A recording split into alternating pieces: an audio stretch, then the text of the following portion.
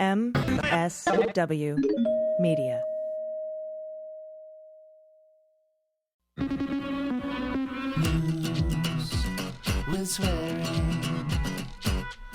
Daily beans, daily beans. Daily beans, daily beans.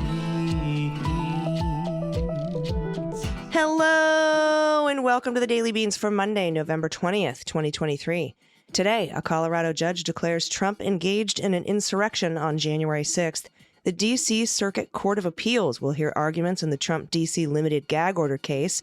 A judge declares a mistrial for an ex-officer involved in the murder of Breonna Taylor.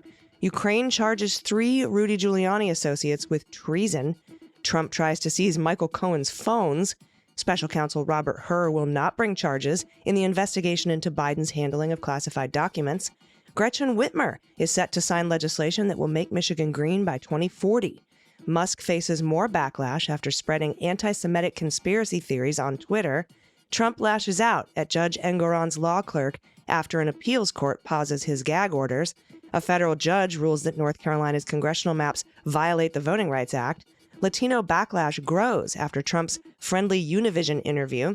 The U.S. is close to a deal to pause fighting and release hostages held in Gaza, and Elon's rockets blew up again. I'm Allison Gill. And I'm Dana Goldberg.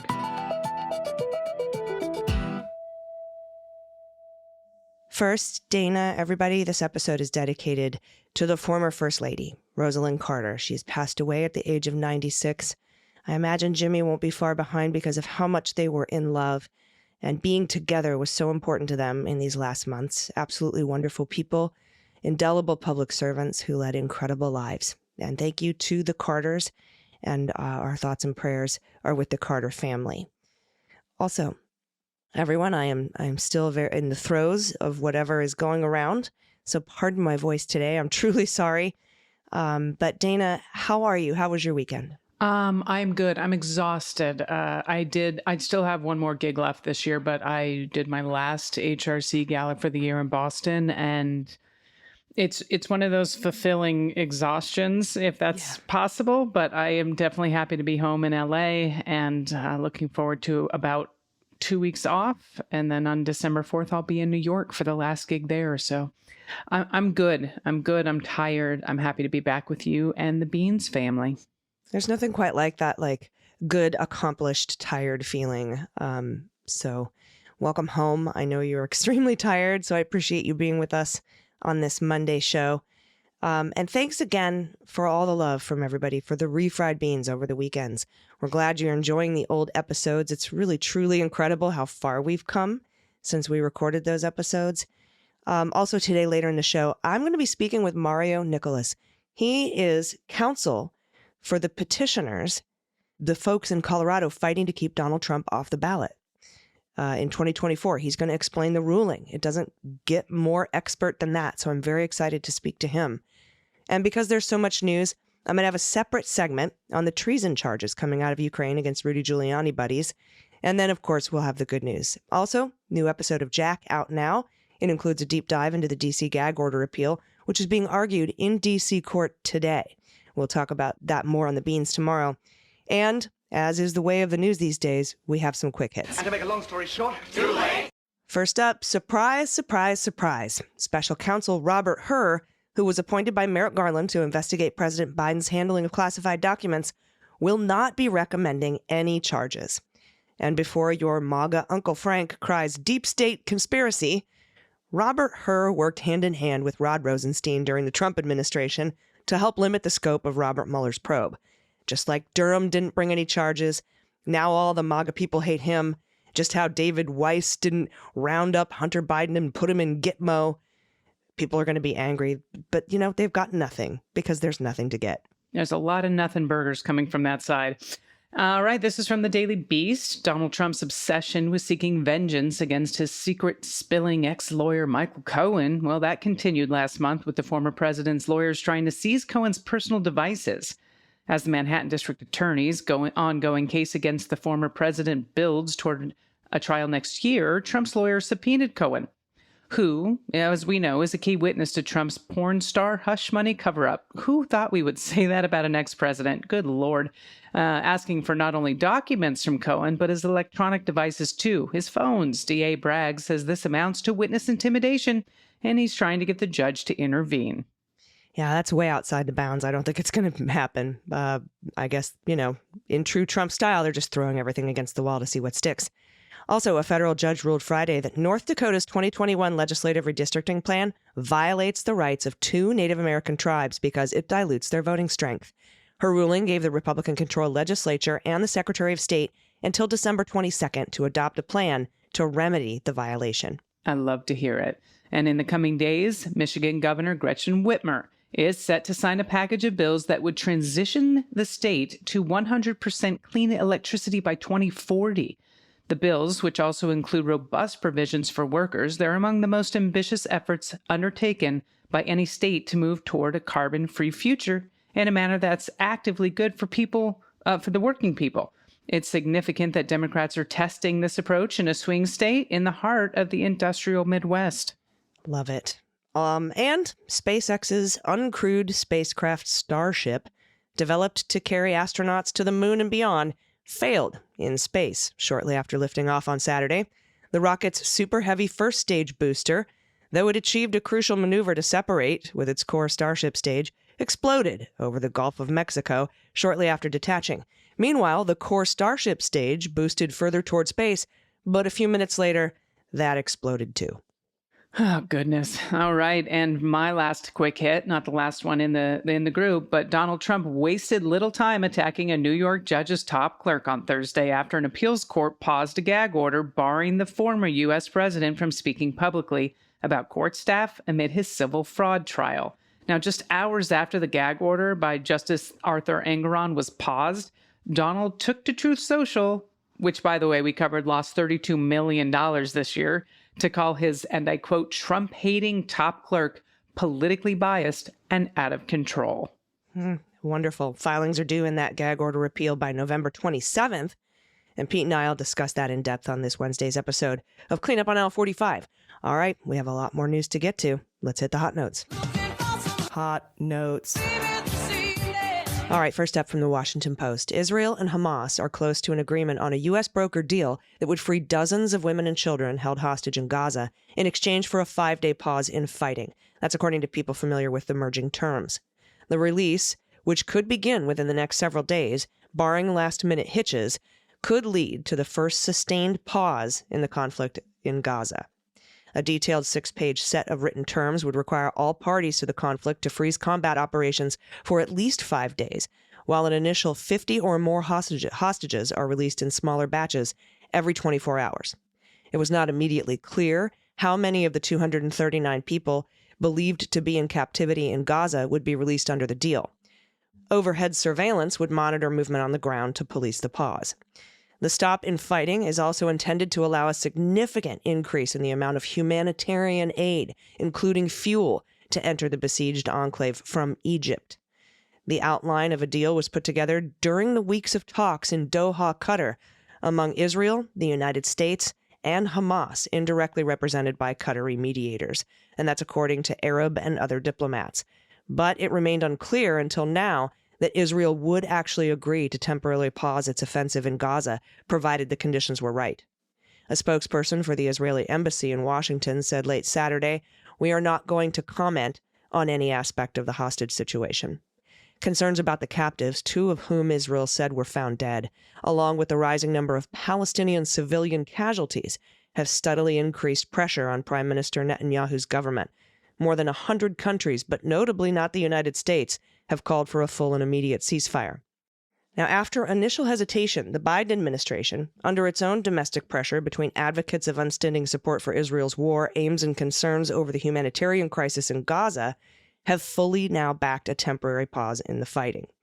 Beginning with President Biden's trip to Tel Aviv a week after the war began, and followed by multiple visits from Secretary of State Antony Blinken and other senior officials, the administration has pushed hard with Netanyahu to understand that it is losing the narrative high ground as more Palestinians die. Thank you so much, AG. This story is also from the Post.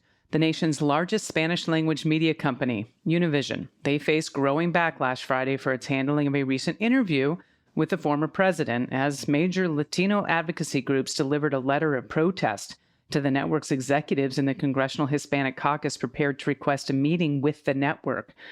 Actor and comedian, and one of my favorite ones, John Leguizamo. Love him. So good. Who recently took a turn as host of Comedy Central's The Daily Show, also posted a video on Instagram on Thursday night calling for a boycott of the network until it stopped its rejection of Biden ads, some of which were canceled just before the Trump interview aired. And what he said is, I'm asking all my brothers and sisters who are actors, artists, politicians, activists to not go on Univision. He said that in a message in English and Spanish. The pushback comes after November 7th interview with Trump at his Mar-a-Lago club in Florida that was arranged with the help of Trump's son-in-law, Jared Kushner, and attended by a trio of senior executives at Univision's parent company. Now, the interview was notable for its gracious tone, lack of follow-up questions, and Trump's assertion in the first minutes about owners of the network. They like me, he said. Now, it's a sharp contrast to the long history of tension between Trump and Univision, a fact that alarmed both Democrats and journalists inside Univision. The network, which has said it was also requested an interview with President Biden, announced a new policy of preventing opposition advertising during single candidate interviews shortly before the Trump interview aired. Now, the network also canceled a booking with a Biden spokeswoman to respond to the interview on a subsequent news broadcast. Now, a top anchor at Univision in Miami, Leon Krause, who helmed the late-night newscast, announced he had abruptly separated from the network on Wednesday. It was less than a week after the interview aired. Neither Krause nor the network offered a reason, by the way, for the separation in their statements about the split. More than 70 groups, including major Latino rights organizations, Unidos US Action, America's Voice, and MALDEF, M-A-L-D-E-F. They all sent a letter Friday night to Davis and two other Televisa Univision executives who attended the meeting with Trump that described the interview as a betrayal of trust. And this is a quote from the story. We demand Univision conduct a thorough internal review, take corrective measures, and reaffirm its commitment to unbiased reporting and to keeping the Latino community informed and up to date with facts and the truth. This is what the letter read. Unfiltered, unaddressed, and unrestricted disinformation does a disservice to all communities in the U.S. and will destroy Univision's reputation as a credible network that informs an important electorate. God, I wish everyone would fucking do this, AG. What a great letter.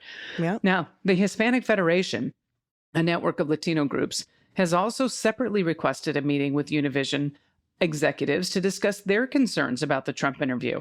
Now, the All-Democratic Congressional Hispanic Caucus has also drafted a letter, which is likely to be sent to Univision in the coming days, asking Davis to meet with the members of Congress about the journalistic standards of the network. And that's according to a congressional staffer who spoke on the condition of anonymity because they're not authorized to speak publicly about the effort.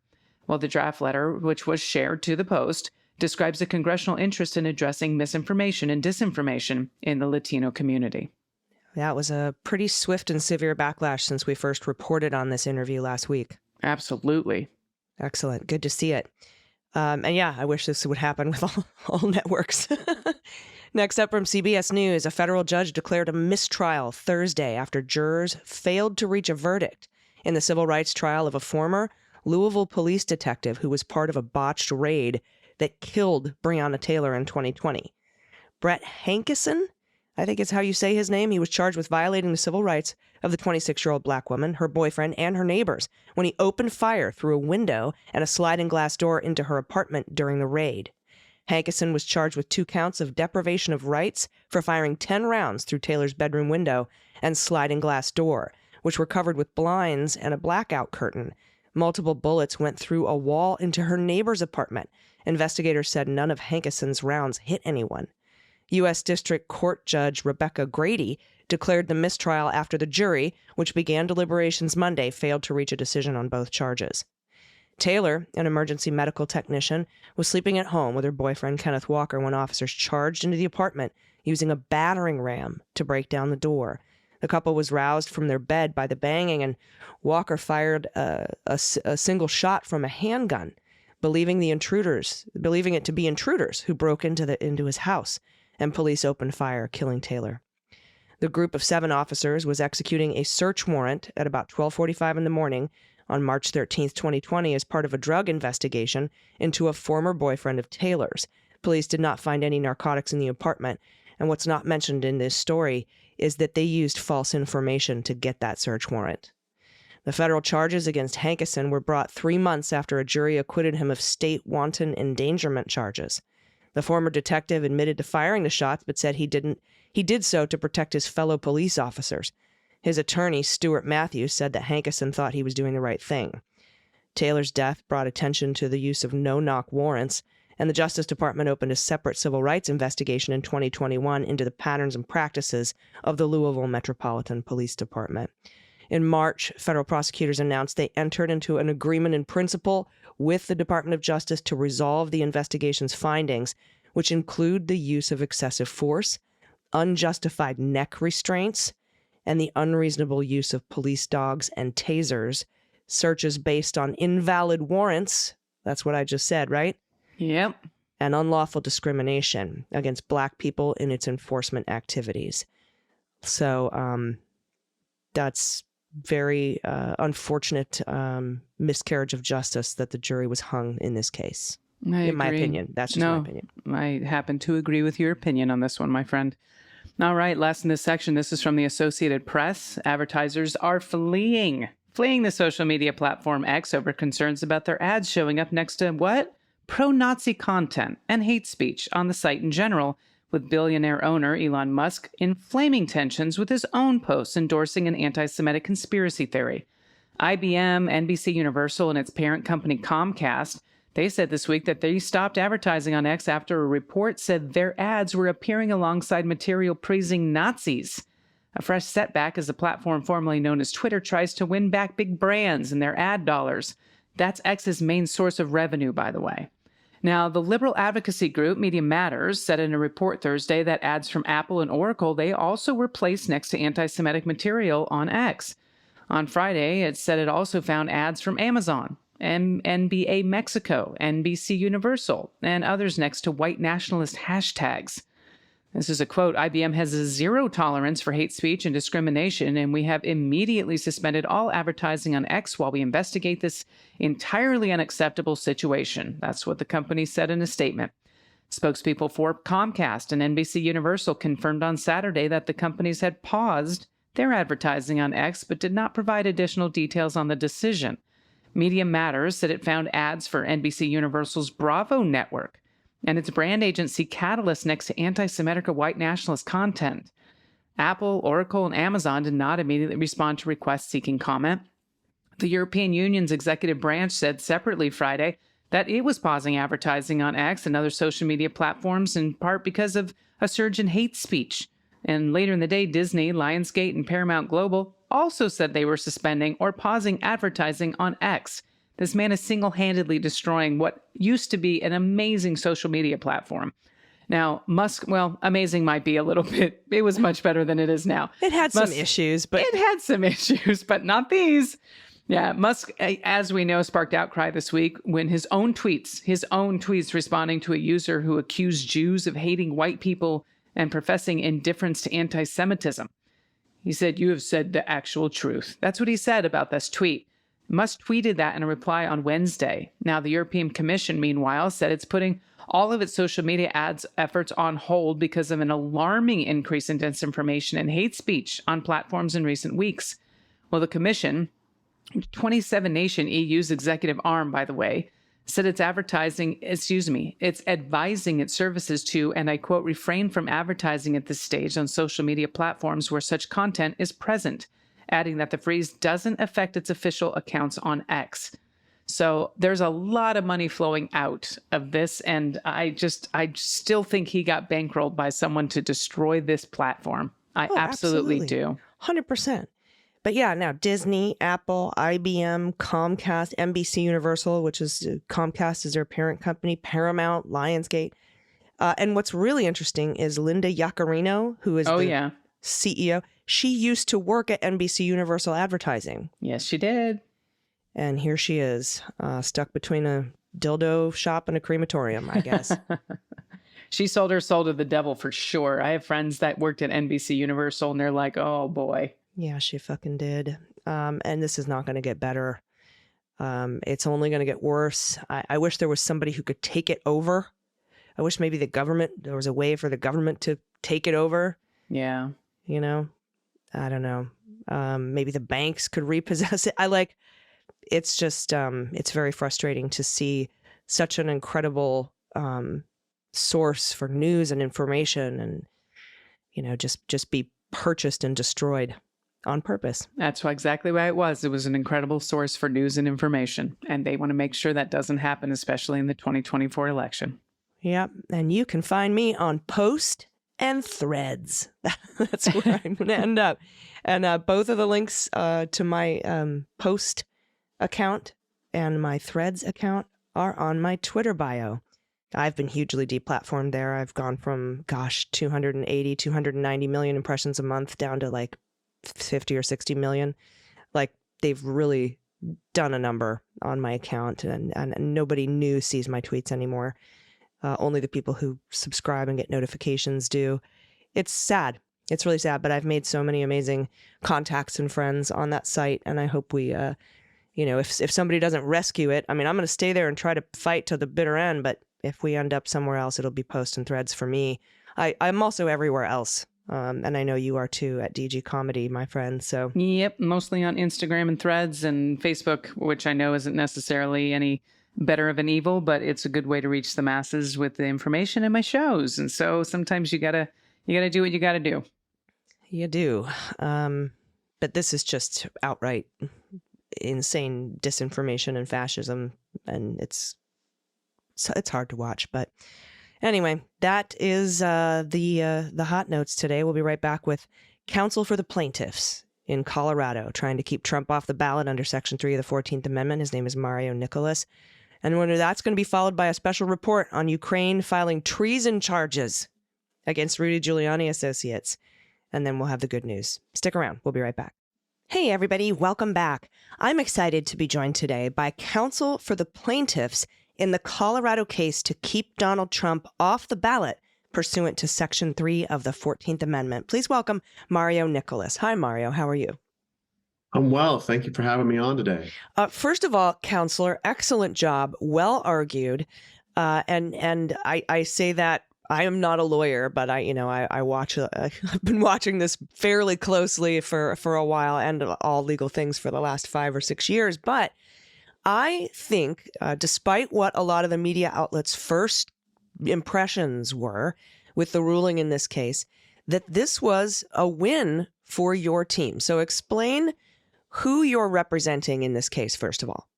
Sure. So our petitioners, we've got 6 petitioners who are challenging Donald Trump's right to be on the ballot in Colorado. Of those 6, 4 of them are Republicans, 2 are unaffiliated. Both Republicans and unaffiliated can vote in the Republican primary in Colorado. And I think it's important to note that these are not just some random folks off the street. One of them, our lead, Norma Anderson, is a former majority leader in both the Colorado House and Colorado Senate. She served in that capacity for years, is still a Republican, and has been one of the Republican institutions in the state. You've got another person in Krista Kafer, who is one of the most conservative columnists in the state. She writes for the Denver Post, and she is someone who frequently takes the most conservative positions. So whether you're talking about school choice or pro-life positions, she argues those all the time. So this is not someone who you would consider a squish or a rhino or something like that. These are people who have real vested interest in the Republican Party over decades. In fact, one of our unaffiliateds, Chris Castilian, is the former deputy chief of staff for Republican Governor Bill Owens. He served in that capacity. He became unaffiliated after Donald Trump became president. And I think, a lot of our folks saw January 6th, saw the violence, and saw the insurrection that happened and Donald Trump's engagement in it. And they said, we can't take this anymore. And then when we talked and I talked to them about, hey, would you like to be involved with this? They said, yes, absolutely. We want to do that. So I think when you're really looking at it, this is not something that's been a lot of the media is talking about, oh, well, this is liberal groups and liberal people and liberal folks going after Donald Trump. These are Republicans and conservative unaffiliated members who are suing the Colorado Secretary of State to say he doesn't deserve to be on our ballot. It's just the Secretary of State controls that in Colorado. That's what the lawsuit is about. Now, obviously, it's focused on Section 3 of the 14th Amendment and whether he meets that qualification or not. In Colorado, we have laws that allow us to sue the Secretary of State saying, hey, look, it would be wrong to put someone unqualified on the ballot. So that's one of the reasons why this was brought in Colorado. And in this particular ruling, I think it's important to note that the judge made a factual finding, and then the judge also made a legal finding. And the factual finding here that I think was the big uphill battle was that despite not being charged with insurrection or seditious conspiracy, despite not being convicted of seditious conspiracy or insurrection, Donald Trump engaged in insurrection through incitation. And, therefore, he if he were a senator, I guess, he wouldn't be allowed to, be on the ballot. And then she made a legal finding interpreting the law, and in this case, the Constitution. And what she found there was that the president is not considered an officer of the United States because there's two little sections in Section 3 of the 14th Amendment, one that says anyone who does this, and then the other who says, this specific oath, and what you can't run for now, right? Or what you were before. It's a weird semantic, legal, interpretive argument. But let's talk about why the big win here is the factual finding, because my understanding, and I've spoken to a couple legal experts on this, is that when you go up to an appellate court, it's harder or less likely for an appellate court to overturn a lower court's factual finding than it is for them to overturn a lower court's legal finding. Can you explain that a little bit? Sure. And I do want to back up just a little bit. I want to be clear for anyone who's listening out there. This judge did yeoman's work. This judge did an incredible amount of work over a very brief amount of time. In the 6 weeks since we brought this case until it was heard, multiple lengthy motions to dismiss. She could have kicked this out at any point there. She chose not to. From the very beginning, she said, look, I understand my role in this is to hear everything, get as much in as I can to prepare it for appellate review. She said that right from the very beginning. She knew it. And she did that. We had, she took all of those pleadings that came in, made rulings on them, then had 5 days of evidentiary hearings where we went through this. Anyone who wants to, you can watch them on C-SPAN. Really good stuff there. And then, issued a 101-page document decision. And in that document, in that decision, it's about 98 pages that are talking all about, our victories here and there, and that we were right and that we proved this. For instance, like you were saying, she spent, I think, about 35 pages documenting the fact that Donald Trump engaged in insurrection. And then she spent about 3 pages saying, but, I have this concern that the president does not fall within the definitions of an officer of the United States. And in fact, the very last footnote says, I'm kind of, it's kind of a tie here in what got presented, and the tie goes to the runner. That's really, I would look at that last footnote Right. in the decision. She absolutely basically says, look, when it's so close like this, I should err with democratic norms. So then you take this kind of decision and you bring that to the appellate court, and we'll be appealing tomorrow. We'll be appealing on Monday. So whenever your listeners are hearing this, it'll be Monday. We might have already filed by the time they hear this. Appellate courts can, when they review factual findings like that Donald Trump engaged in insurrection, they have to give discretion to the trier, the finder of fact. In this case, was the judge. So you have to come over, and the other side would have to prove that there was clearly wrong, that the trier of fact made an arbitrary decision that was against all the evidence presented. Well, like I said, she spent 35 pages buttressing that argument. That's going to be really hard for them to overcome if the other side decides to appeal that, if Trump just appeals that. The difference when you have a conclusion of law, when you have just a pure legal finding and legal argument, is that the appellate court gets to review what's called de novo.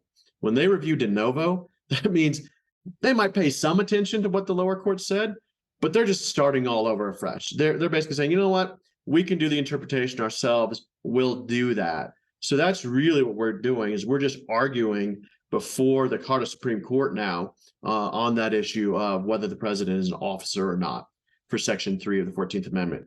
If we're able to win that, and if we're able to convince them of that, regardless of whatever the judge said here, then he would be removed from the ballot in Colorado. Now, do you convince them with the same arguments, or will there be new arguments, or can you not really talk about that yet? I don't want to go into it too much because we are, right now drafting and pleading. So even if I was fully sure on that, it could change over the next 24 hours. What I will say is I think that our briefings were pretty comprehensive. There was a lot in it. And maybe there were a couple of points that were not highlighted as well that we can highlight now better. Well, now that you know what her Right. legal argument is to keep him on the ballot, then you can pull those points out and make more pointed arguments toward those. Sure, absolutely, and I think that's right. I think that's what we'll do, and we can focus just on that. So, some of our Yeah, I was going to say, if you could explain what her reasoning is behind the president not being considered an officer of the United States, that would be very helpful, because the language in 14.3 is, it's not dispositive, but it doesn't explicitly say the president and the vice president of the United States. So right. And so it lists off other officers, and it lists off senators or members of Congress or other officers, but it does not specifically state president or vice president. What the judge has said is, well, oftentimes when we look at statutes, if you've included specific language and specific groups, but left out others, then you believe that should be left out entirely, and you interpret it that way. We don't think that that's entirely appropriate in this case. I think the idea... No, it's not. The entire Bill of Rights, and I'm sorry to interrupt you, but, there was a lot of arguments against putting the Bill of Rights in there, because people thought if you put these enumerated rights, that means that no other ones are covered. No, I think that's exactly right. I think that's exactly right. And I think it's one of those things where you go back and you look at, when you look at the legislative history, when you look at historical evidence of what it meant to be an officer, how people refer to the president at that point in time. You can go back to the founding fathers, the founders of this country. When Alexander Hamilton wrote about the presidency, he wrote about the president as an officer of the people. And that's a key distinction, because when you think about it, we were moving from a king to a president. And, Hamilton was in charge of making that argument. He said that these things are different because, in Britain, it was a king that was at the top, and unanswerable to anyone. Here it's the people, and the president is an officer of the people. So even to our founding documents, we've got that. I think then when you look at, and we had a professor who testified to this, but we'll probably flesh it out more. You look at contemporary use of the presidency and whether the people who wrote the 14th Amendment would have considered the president to be an officer. I think that becomes pretty clear, and we'll make those points and we'll go through that. It's a thing. We think that the judge got this wrong, but also I think the judge did a terrific job. I don't want people to lose sight of the fact that this judge has gotten so much farther than any other court in this country, and did declare that he engaged in insurrection. And it'll really be up to the appellate courts to decide, well, now we know he's engaged in insurrection. And with that as the basis, is the president above the law? Does the 14th Amendment apply to the president or not? And I think that's really what the court will wrestle with, Colorado Supreme Court. And I think our answer is the affirmative. Absolutely. The entire history of this country argues that, yes, no one is above the law, including the president of the United States. Right. And it wouldn't make any sense to say insurrectionists and Confederates, hey, don't run for Senate, don't run for Congress, don't be judged. But hey, you can be president if you want, though. That's totally cool. You would have to actually make that argument a reality. And I wonder how you would argue against, because I've actually made this argument in other scenarios, saying, and this particular scenario, saying, but what about the fact that the Constitution only puts 3 requirements to run for president? Where does that intersection come in? Because what I'm guessing is that the 14th Amendment was kind of an answer to that, like to say that a Confederate can run for Senate, who engaged in insurrection, kind of makes it a pretty easy call. But the president specifically has these 3 criteria, and that's all they have to meet. Well, I would first say you should look at your Constitution again.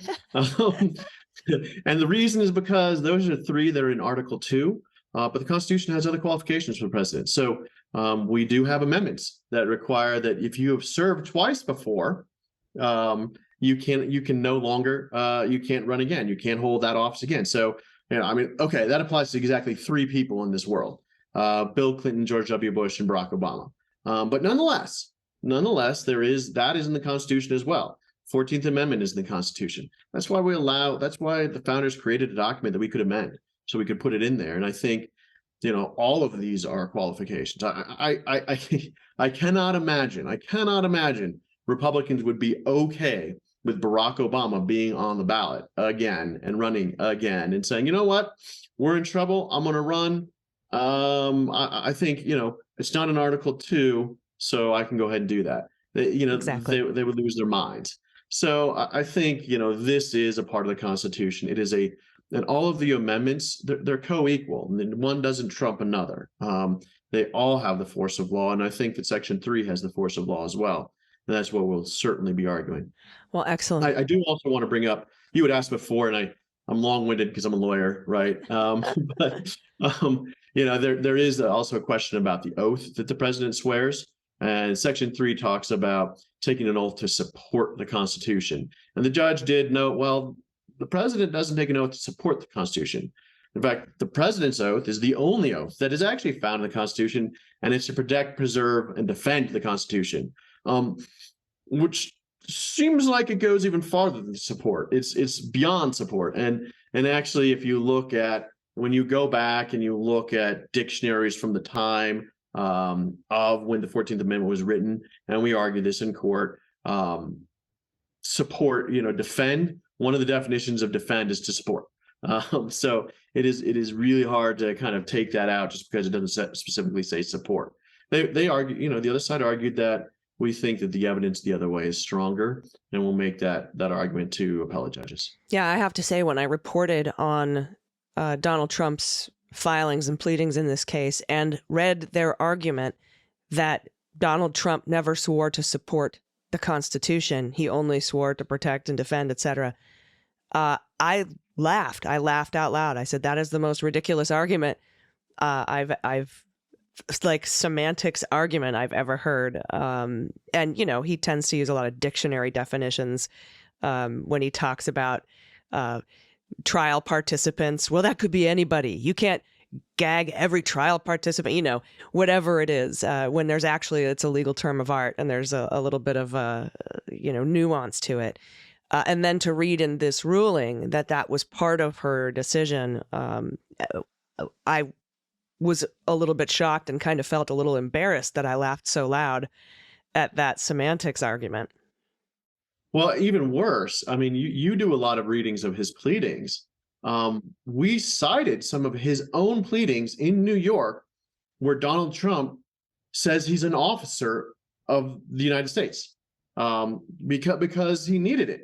When he was going to make, Westfall Act in E. Jean Carroll, he had to say he was an officer of the United States so that he could be certified by the Department of Justice and have her case thrown out. Department of Justice read it differently, finally, and decided to back out as the representation in that case. I remember it well. So yeah, he argues it when it's a sword and a shield, right?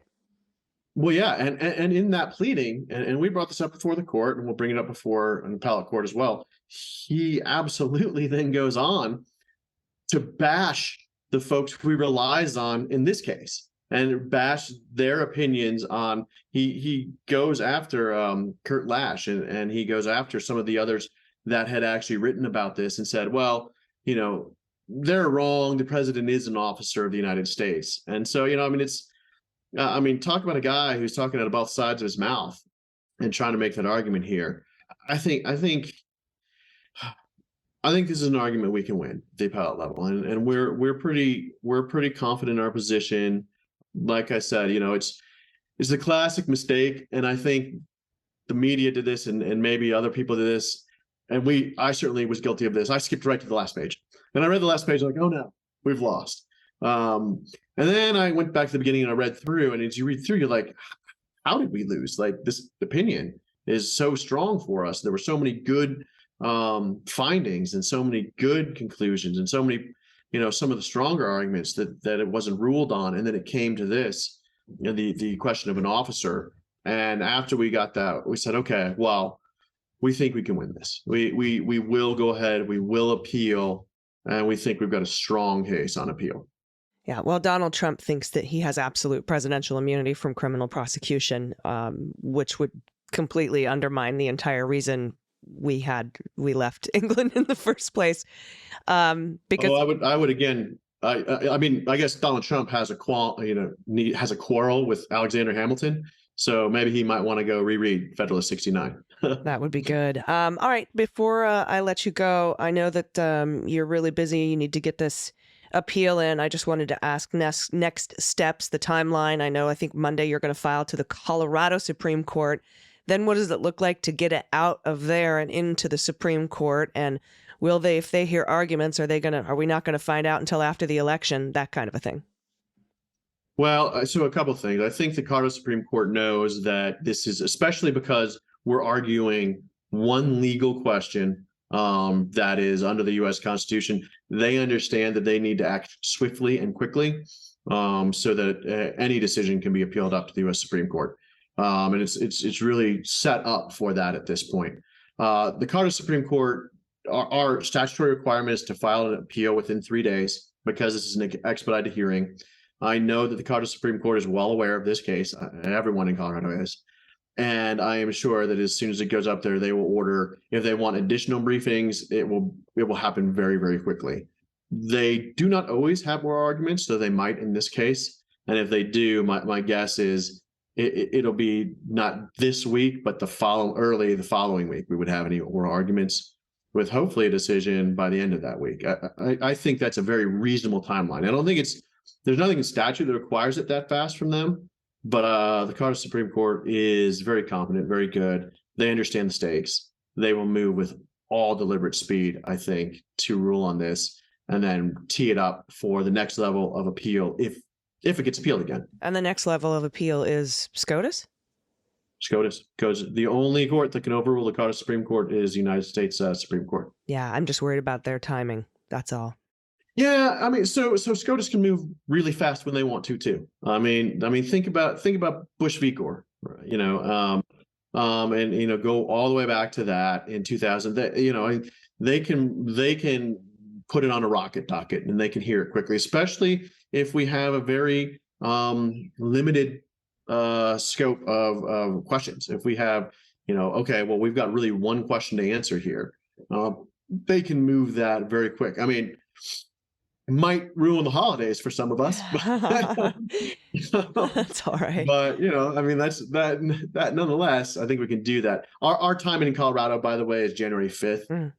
That's when we certify our ballots. And the ballots get certified. We have a March 5th primary. And as soon as the ballots get certified, they start printing the ballots in Colorado because they have to mail it to overseas voters, military voters. So it's not very fungible. So that is kind of our timeline and deadline. But we've made everyone aware of that. The Colorado Secretary of State has made everyone very aware of that. So I think that's why we're pushing so quickly. You have an excellent Secretary of State in Jenna Griswold. And we'll see what happens. But, we'll be following this case very closely. Hopefully we can talk again as we get closer to that. And, maybe the Supreme Court won't hear it. Maybe they'll be like, we're not going to hear this. Elections are up to the states. Kick it back down to whatever the Colorado Supreme Court decides. Who knows? But we'll keep an eye on it. Thank you so much for taking the time today. I recommend everybody follow Mario Nicholas on the socials so that you can keep abreast of what's going on in this case. Thanks for your time today. Thank you very much. Everybody, stick around. We'll be right back.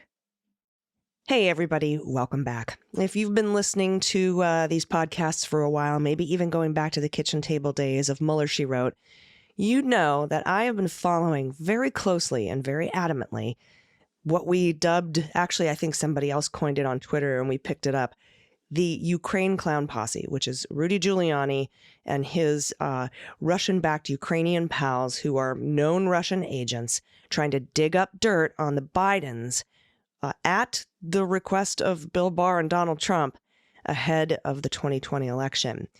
Now, this has been a very serious ongoing saga. A lot of the public reporting has unveiled some pretty incredible wrongdoing by the Barr Justice Department under Donald Trump, and I think he purposefully closed those down, those investigations, and really opened up back channels to get information from Rudy and his Russian agent friends into the United States. We'll talk a little bit about that in a minute, but just this past week, there was a story that came out. New York Times is reporting this headline: Ukraine indicts officials linked to efforts to investigate the Bidens.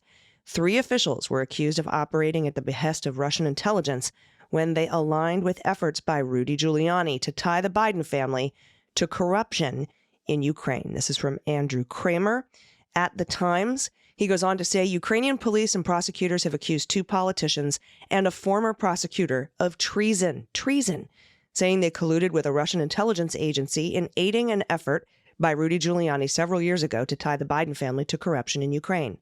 Those accused include Konstantin Kulik, a former Ukrainian deputy prosecutor general, who had drafted a memo in 2019 suggesting Ukraine investigate Hunter Biden, President Biden's son, for his role serving on the board of Ukrainian energy company Burisma.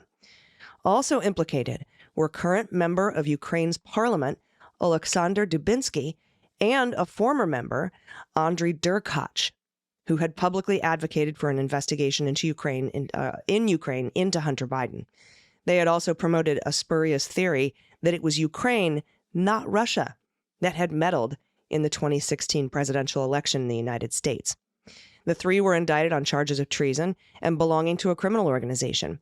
The charges refer to, quote, information subversive activities and focus on actions in 2019 before the American presidential election in 2020. They do not say if or when the activity stopped. Now, in the run-up to the 2020 election in the United States, Rudy and later former President Trump had encouraged Ukrainian officials to follow up on the allegations against Hunter Biden. The effort included a phone call by Trump to President Volodymyr Zelensky in July of 2019, urging an investigation into the Bidens at a time when the Trump administration was withholding military aid for the Ukrainian army. We remember it, the perfect phone call, right? Critics say that pressure to investigate the Bidens was politically motivated, aimed at harming the elder Mr. Biden's chances against Mr. Trump in the 2020 election. Critics and myself and pretty much everybody says that. Now, Mr. Trump and Rudy denied there was anything inappropriate about their contact with Ukrainian officials, with Mr. Trump describing his phone call as perfect.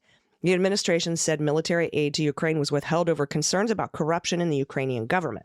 Now, the events led to Trump's first impeachment. We know that. Ukrainian media on Tuesday suggested the indictments, too, had a political component for Mr. Zelensky, that they were intended to send a signal to Biden as his administration is pressing Congress for military assistance to Ukraine, that Kyiv will root out accused Russian agents, including those who had promoted accusations against his family. In statements released on Monday, Ukrainian police and the country's domestic intelligence agency said all 3 men were members of a spy network established inside the Ukrainian government and handled by Russia's military intelligence agency known as the GRU. These are Rudy's pals, his podcast buddies. The intelligence agency's statement said the Russians paid members of the group $10 million. An aide to Mr. Derkach, Ihor Kolesnikov, was detained earlier and convicted on treason charges. 2 members of the group, Derkach and Kulik, fled Ukraine after Russia's full-scale invasion in 2022. The statement said, Mr. Dubinsky was remanded to pretrial detention in a Ukrainian jail on Tuesday. Dubinsky's in jail. Dubinsky said in a statement posted on the social networking site Telegram that the prosecutors had not presented one fact to support their accusations and that the charges were retribution for criticizing Zelensky's government in his role as a member of parliament. He said that he testified a year and a half ago as a witness in a treason investigation of Mr. Derkach, but at the time had not been accused of any wrongdoing. Dubinsky was expelled from Zelensky's political party, Servant of the People, in 2021 after the U.S. sanctioned him for meddling in the American political process. The Ukrainian intelligence agency's statement said that Mr. Kulik had used his position in the prosecutor general's office to promote investigations that worked in favor of the Kremlin.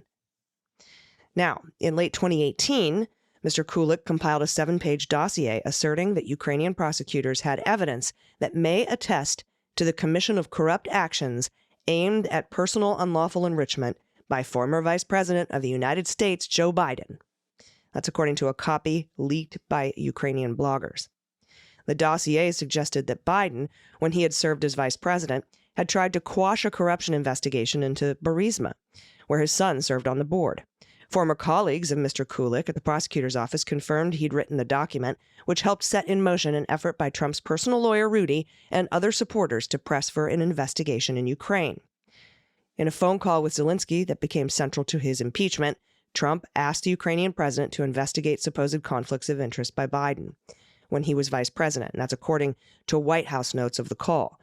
Trump denied he had linked military aid to Ukraine in the investigation of the Biden family. Allegations of corruption and ties to Russia had trailed Mr. Kulik for years in the Ukrainian media and among anti-corruption watchdog groups before he compiled the dossier. In 2016, he was indicted in Ukraine on charges of illegal enrichment for owning apartments and cars that seemed beyond his means, beyond the means of his modest official salary.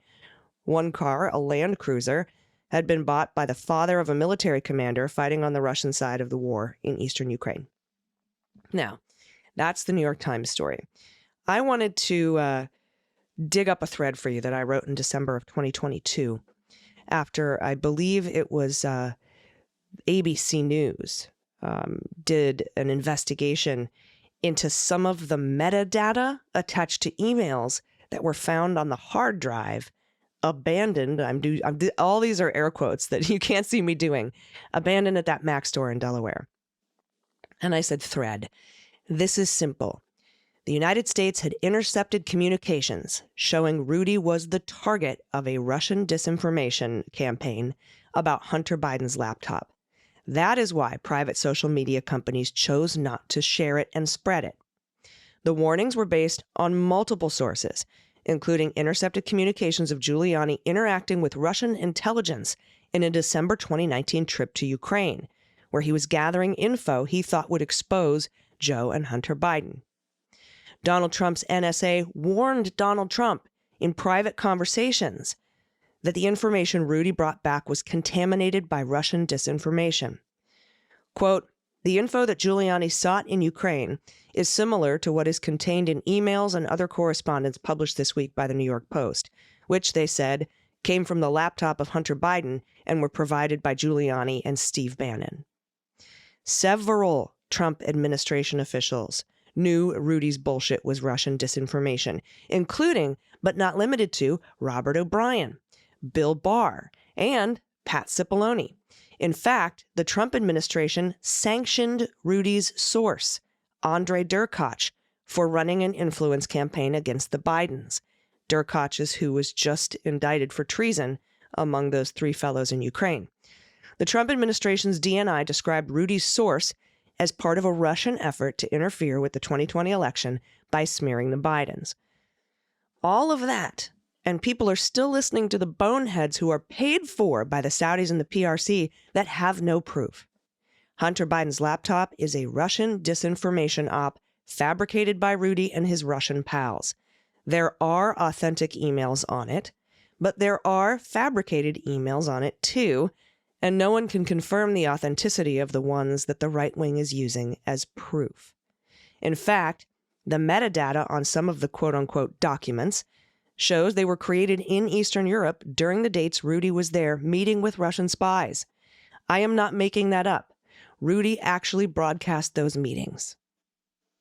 Now, I've been reporting, as I said, on this story for years, and I have yet to see a single shred of evidence from the right to back up their claims that emails fabricated by Rudy in Europe and uploaded to a laptop he left with his pal in Delaware are authentic, and no news outlet has been able to do so either.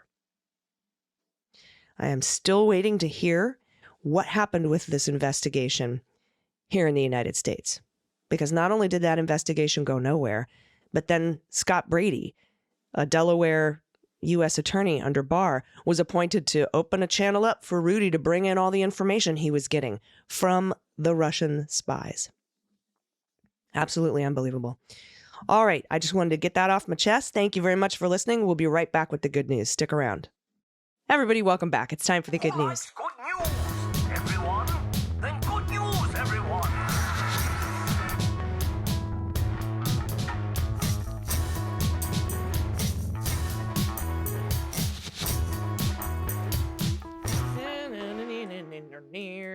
Good news, good news. And if you have any good news, confessions, corrections, you want to play what the animal, send it to us.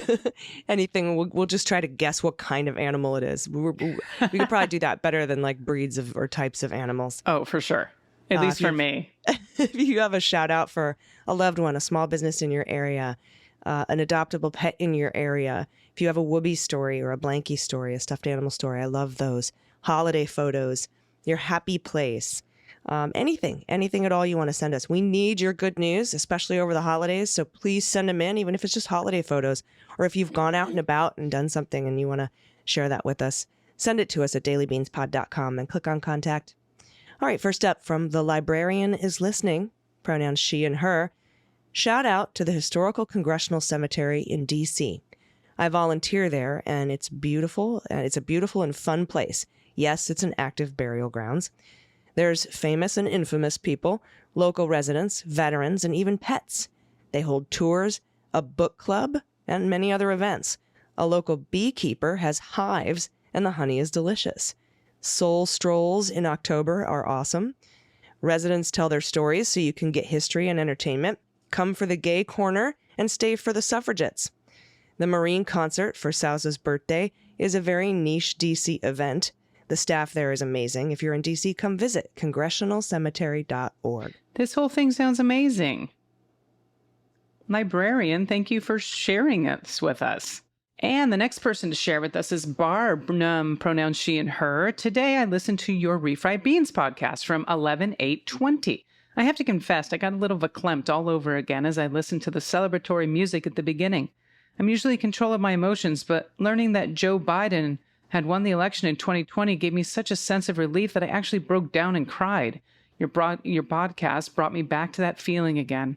I'm incredibly thankful for the last 3 years of sober, sensible, responsible leadership, and I'm looking forward to more. Now, to fulfill the pet tax, I've included a picture of my office manager's, looks like Gigi, I think, which is the black cat, and Enzo, which is the orange one. Enzo's got some side-eye, by the way. Between treats and scritches, they supervise my work and silently judge. Enzo's definitely judging, as is their obligation as cats. Keeps the beans flowing. Oh my gosh, look at him. Oh, yeah. You're right. Enzo's like, meh. Yeah. So adorable. Hi, babies. Cats are very good supervisors. They really are. And it might be Jai Jai. Jai Jai? I think Jai Jai. I'm going to change the name of the black cat from Gigi to Jai Jai. Hopefully that's right. Jai Jai and Enzo. Beautiful void, either way. All right, I'm going to take the next two because they're short. And from Anonymous, no pronouns. Greetings, Beans Queens. Short and sweet. Shout out to Eugene Vindman, brother of Alexander Vindman, and distinguished service member in his own right for running for Congress in Virginia's 7th District. Absolutely. I was able to I saw Eugene the day he was announcing his candidacy when I was with Vote Vets up at the swamp trying to lobby Congress to fund Ukraine. So absolutely incredible family, and I wish him the best. Virginia's 7th District. Now, next up from David from Ohio, pronouns he and him. This weekend, our local high school, Berea Mid Park High School, I hope I'm saying that right, might be Berea. The Berea Mid-Park High School Theater Department did its rendition of Clue, based on the board game and the 1985 movie. I first started listening to Daily Beans when you did a joint episode with Gaslit Nation and shared your love for the Clue movie, so I thought you'd appreciate this good news. Absolutely, I remember the Clue episode with Gaslit Nation. And don't forget, there is a quote from the movie Clue in the beginning of every episode of Mueller, She Wrote back in the day. There you go. I love that movie. It was so good. It's perfect. It's it really a perfect film. is. All right, this one's from Stephanie, pronouns she and her. Hey, Beans Queens. Thank you so much for giving us truth with a side of swearing. I listen to you in the tub each morning. Quite literally will not start my day without you. My wife, Rachel, and I live in small town in Middle Tennessee. Sparta's located smack dab in the middle of state parks and waterfalls. Gorgeous. I now need to visit Sparta. Good to know. For the past 3 years, we've been building unique short-term vacation rentals here. So far, we've created 3 cabins with a treehouse and a trolley to go. Okay, now I need more information. Our spaces are built for reconnection. There are games, a record player with classic albums, band books, hanging chairs, and fire pits. Each cabin has a big garage door that opens to the deck. Inside-out feel. It's all about connecting with others and put your phone down for a sec. So we are building decks, painting, putting up trim, the whole 9 yards, and we're tired but joyful. This past week, we learned of new hateful laws just 2 counties over in Murfreesboro. I hope I'm saying Murfreesboro, right? Tennessee. I took it so personally as a lesbian and a small business owner.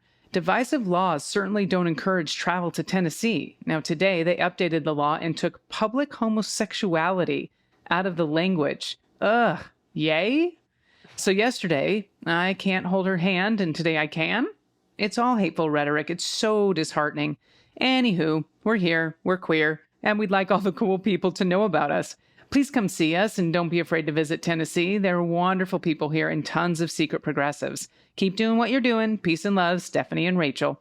Pet Tax is Roscoe, is the white and black furry little fella, and Roxanne is the big brown girl. Both rescues. Rachel found Roscoe in the Walmart parking lot, and now he's ours. We don't know what they are. We can guess with Roxanne, but Roscoe?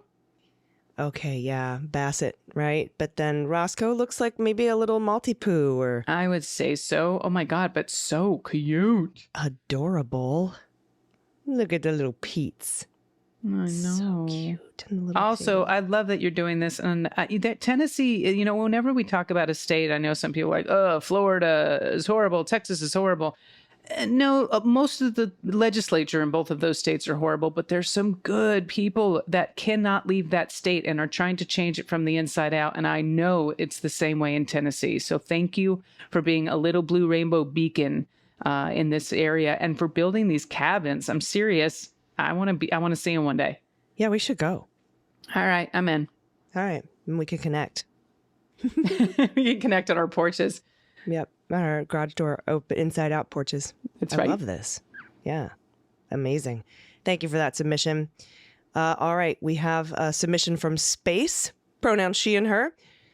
What's Up by the Four Non-Blondes. When I was stationed in Korea, I lived off base across from the heavy metal bar, and they played this song at least once a day. I have the album and the lyrics are also included on the download copy. The actual words are, I pray every single day. But for 30 years, I thought the lyrics were, I pray at the sink all day. Oh. I didn't know until I heard Dolly Parton sing the song. Oh my God, that's funny. For Pet Tax, this is a picture of the type of dog next door when I was in Korea. I lived at the bottom of a steep hill and passed her every day going to work and back. She was on a 10-foot chain, had a pallet to lay on outside and the entryway room indoors. I called her Pretty Girl since I never knew her name. It took a few weeks of just talking to her, but then we became friends. Oh, she's beautiful. She is beautiful. So Akita? great. Looks like it, right? How come I can't get a what the mud on this? Yeah. Absolutely beautiful dog. And Gorgeous. yeah, I pray at the sink all day. That's absolutely hilarious. Thank you. All right. This was from Anonymous, pronouns she and her. Hello, lovely Sheroes. Listening to you makes me so happy. It's my favorite way to start the day. I'm writing today because, well, spiders. As a way to overcome a big life upset, I started writing a garden journal and posting it on Substack. This link is going to be in the show notes. Anywho, I started posting in August and quickly realized that there was a most beautiful spider in my garden. I soon learned she was a writing spider who goes by several other names such as yellow garden spider. I started to include her in most of my posts, and a friend encouraged me to name her, which I did, Beatrice. Please know I am not a spider fan, same girl, but I became obsessed with Beatrice and started learning all about her. I'm sharing a picture of Beatrice, with you all here. She was enormous, but very passive. Well, she did capture a wasp at least once. Being passive did not keep her from being a badass. I'm hopeful that another writing spider will move into my garden next spring. I'm also including cute kitty pics just in case large spiders are stress-inducing to anyone. And yes, there are a lot of kitties in the house. Love and positive energy to you both. You help us all make sense of this madness surrounding us. Look at all the kitties, and I am afraid to scroll because I am one of those people that is irrationally afraid of spiders. Kitty, and, kitty. oh, yep, nope. Nope.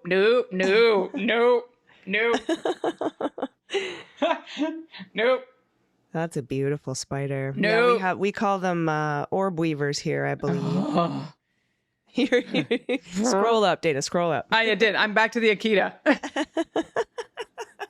You scrolled way up. You scrolled hard. I did. I scrolled real hard. I want to love them. I've been trying to go through shock therapy watching like episodes of Survivor. I can't. I don't know what it is. I can't. Oh, well, don't watch Arachnophobia. Nope. Yeah, don't do that. You'll die. Okay. Beautiful Beatrice. Thank you for sharing that. That's wonderful. I love writing spiders. They're Yes. neat. I mean, we have a couple that we call them all. All of them are named Paul. Oh, good. Yeah, they're just all Paul. So we're like, oh, look, it's Paul. Paul's over. Oh, there's a Paul over there. Hey, Paul. And they like to spin their webs in pathways where humans walk. Of course they do. Like they're really ambitious. Yep. Like they're going to try to catch us. But, anyway, we appreciate all this good news. I'm really resting my voice, y'all. I'm really doing my best to get well. I stayed home all weekend. I did nothing but rest and relax, and I'm going to keep doing that. So I do apologize if my voice is a bit scratchy. Your voice is sexy. You really sound lovely, my friend. I know it may sound worse to you, especially when we have our headphones on, but you're doing just fine, I assure you. Thank you. Yeah, there you go. We just got a lot more listeners. Oh, I didn't know there was this kind of podcast. Oh, it's this kind of news. Oh, all right. Next week, Stormy Daniels will be joining us. Yeah. Actually, that would be great. I'm going to see if I can reach out to her publicist. But anyway, please send us your good news. We need all your good news. If you have been thinking about doing it, now is the time to do it because it's the end of the year. And for some reason, there's like a dearth of good news. I think because people are actually experiencing good things on a more regular basis. And that helps. That kind of helps us take our mind off of things. So share it with us, please. Yes, At please. dailybeanspod.com and click on contact.